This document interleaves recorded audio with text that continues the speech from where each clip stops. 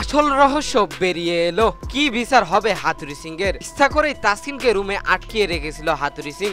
দর্শক, বিস্তারিত জানতে ভিডিওটি না টেনে সম্পূর্ণ দেখতে থাকুন।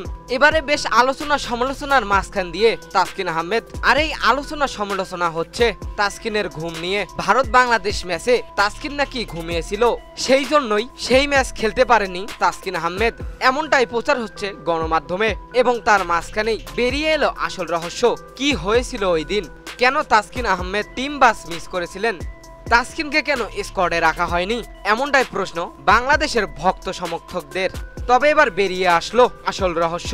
ঘুম নয়, বরং ইচ্ছাকৃতভাবেই তাসকিনকে রুমে আটকিয়ে রেখেছিল কোচ হাতুড়ি সিং, এবং এই ব্যাপারটা জানতো না কেউই।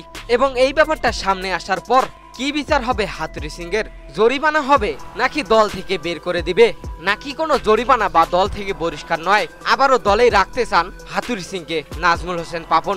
এবারে নাজমুল হোসেনের দিকে তাকিয়ে আছে ভক্ত সমর্থক। তো দর্শক, আপনাদের মতে কি বিচার হওয়া উচিত হাতুড়ি সিং এর? জানিয়ে দিন এ বিষয়ে আপনাদের গুরুত্বপূর্ণ মতামত আমাদের ভিডিওর কমেন্ট বক্সে। এতক্ষণ আমাদের সঙ্গে থাকার জন্য আপনাকে অসংখ্য ধন্যবাদ।